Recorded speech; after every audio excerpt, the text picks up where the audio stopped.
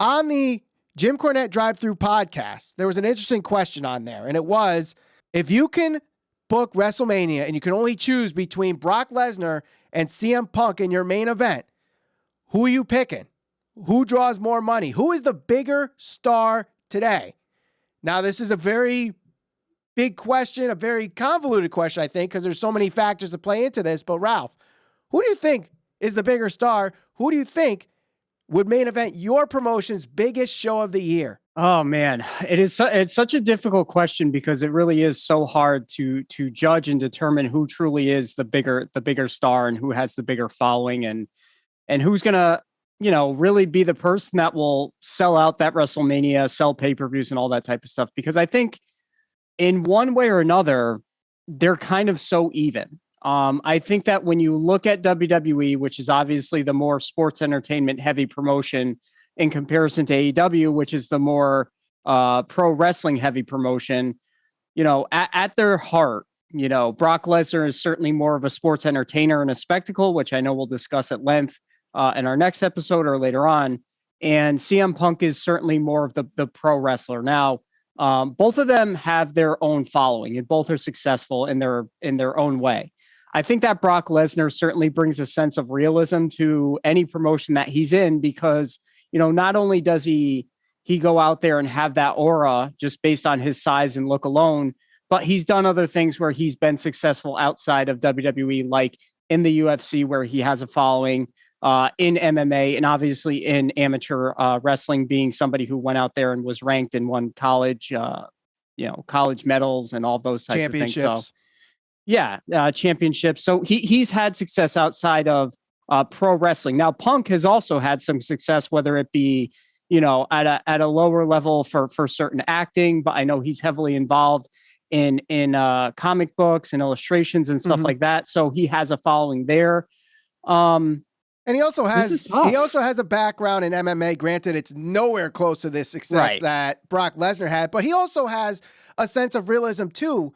Maybe not in-ring wise, like he definitely approaches matches with a sense of realism and trying to win the match, as opposed to some people who just approach the match for high spots and makes it an entertaining spectacle. CM Punk makes it look like I'm trying to win this match because I'm the best in the world. But also his sense of realism is more in the promo aspect of things. Right. He could tell a story better than anybody, I think, in pro wrestling right now when it comes to promo skills. And you look at his back and forths with MJF, his back and forths with Eddie Kingston recently, while there could have been a story behind them, you kind of have that, was that real? Was that a work? Was it a shoot kind of background to him that I think gives him a little bit more versatility to building that big match for your biggest show of the year.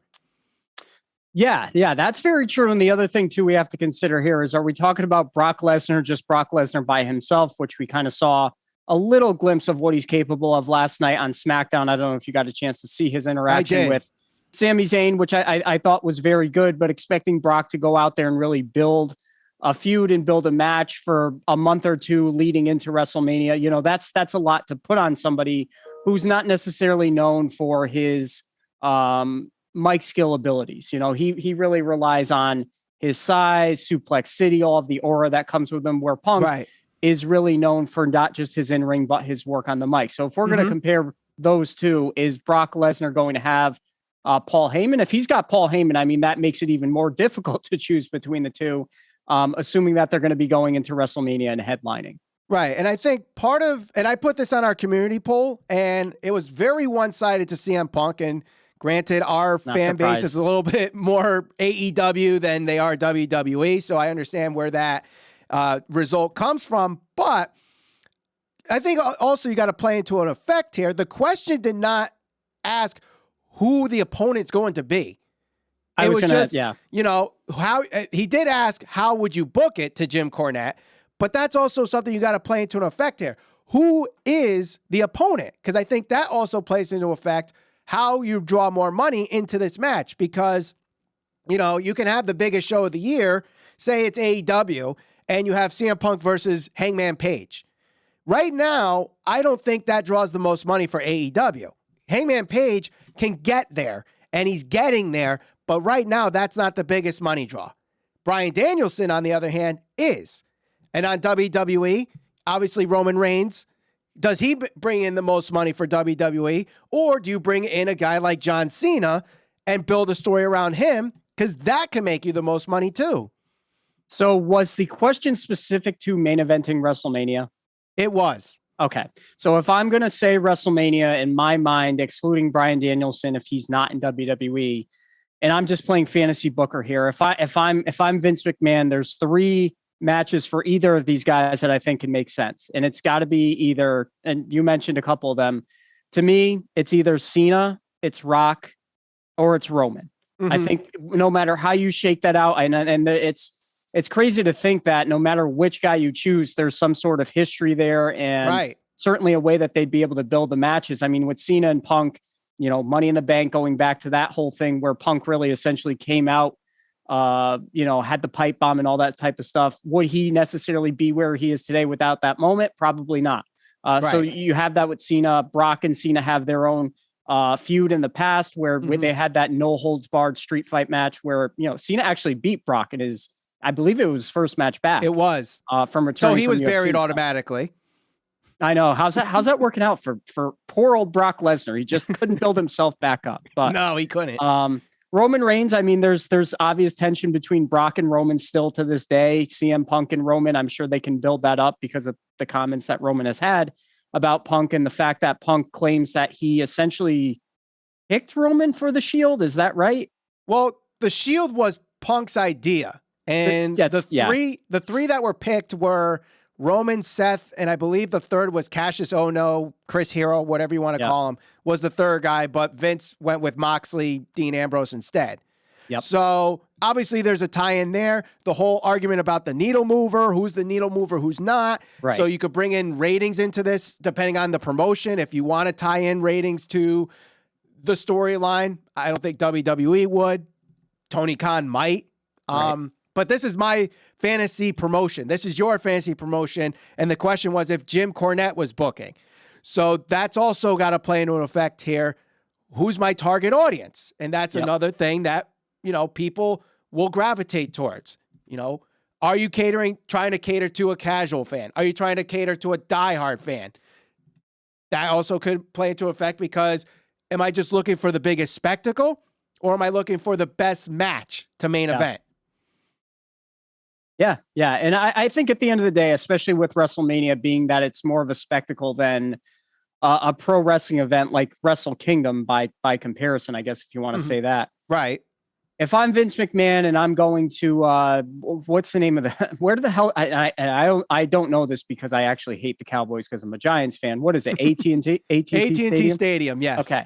So if I'm Vince and my goal is sell out AT&T Stadium, especially knowing it's 2 nights, you're going to have 2 main events, I would imagine. I'm going to go with the 2 biggest names and the 2 biggest draws. And those are? If I'm going to say, I'm going to pretend that it's 3 or 4 years down the road, and I'm going to say that Punk has now left AEW and he decides he's going to go back to WWE for 1 more match. I think the biggest match you could possibly make would be Cena and Punk main eventing WrestleMania. I love Brock, and they're so close. But having Punk come back, knowing that he's never main evented WrestleMania, that he's gone outside the WWE and found some type of success in another promotion, mind you, which is very, very rare in pro wrestling. Right. The fact that they essentially have somewhat unfinished business. And I'm picking Cena because Cena is still so relevant. The Rock is The Rock. He's a huge Hollywood star. But at this point, the fact that he's been gone for so long, how much crossover does he still have? How many people still care? Would people buy the pay-per-view? Of course they would. Yes. Who's not going to pay to see The Rock? I mean, The Rock is a household name, whether it's Hollywood or whether it's pro wrestling. True. But at the end of the day, I think Cena's still relevant. I watched a movie with my daughter last night. I think it's Christmas again. It's some brand new Disney movie. And they literally referenced, they said, okay, what is this, a pro wrestling match? Who's John Cena and who's The Rock?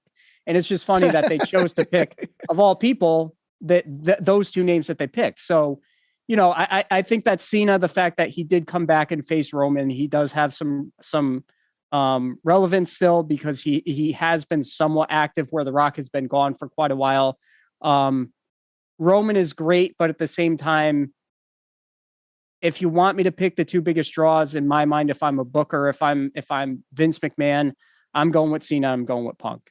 Right. Now, I think I got to go with Lesnar because Punk's great. He's a great wrestler. He tells a great story. But at the end of the day, my job as a promoter, my job as a booker is to draw the most money as humanly possible. Yes. Yep. And Lesnar, I think, does that.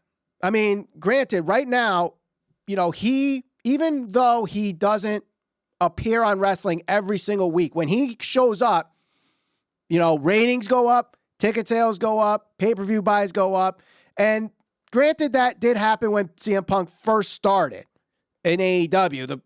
There was a huge spike in ratings. There was a huge spike in pay-per-view buys because people wanted to see CM Punk.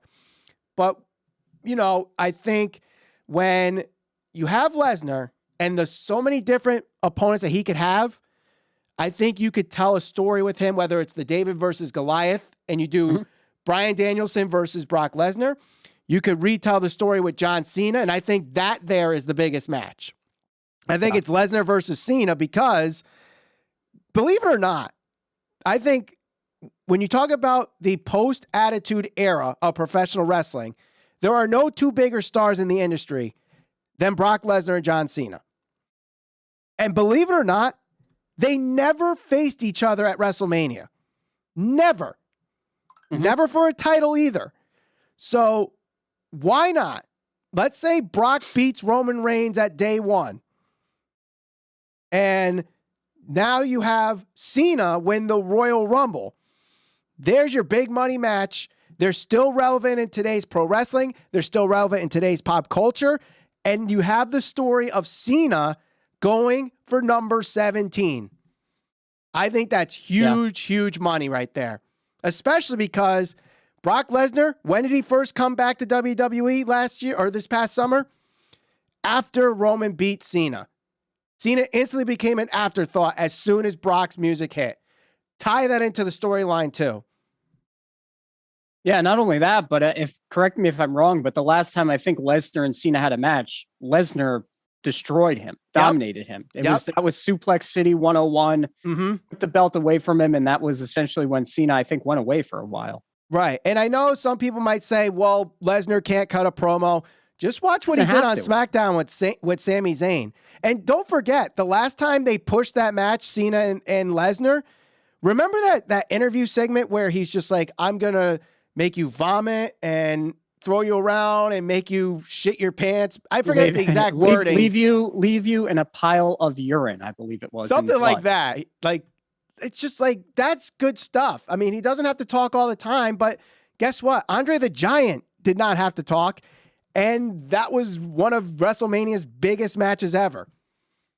Absolutely. Yeah. Brock Lesnar he's a spectacle. He has a special aura about himself. And if you're one of the few guys throughout the history of pro wrestling that doesn't necessarily need to cut a promo to get yourself over, that's not a knock and that's not a bad thing. It just means you don't have to do it. I mean, look at Hogan. Hogan got himself insanely over based on a big boot and a leg drop and a really good gimmick during the 80s and early 90s. Granted, he was also very good at promos and stuff like that, but there was a special aura about Hulk Hogan. And he didn't have to go out there and do all these crazy flips and dives to get himself over. He relied on psychology and a good gimmick. So for Brock, he doesn't need to go out there and command the room like an MJF or a CM Punk to get himself over. He just walks, like that guy could walk into a bar and people would stop and be like, holy shit, who the hell is that? Just based on his presence and look alone. If you like that conversation, you should check out our conversation on who is the better champion, Roman Reigns or Kenny Omega. Click the thumbnail on the screen right now, subscribe, and we'll see you on the next episode of the Squared Circle Psychobabble.